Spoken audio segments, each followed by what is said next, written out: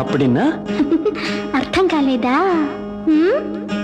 ఏ తీగ పువ్వునో ఏ కొమ్మ తేజినో కలిసింది ఏ వింత అనుబంధమౌనో తెలిసి తెలియని అభిమానమౌనో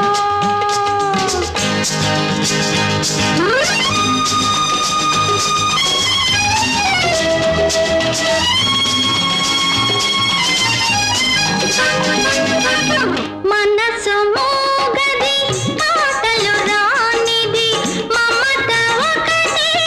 అది నేర్చినది మనసు మోగది మాటలు రానిది మమత ఒకటి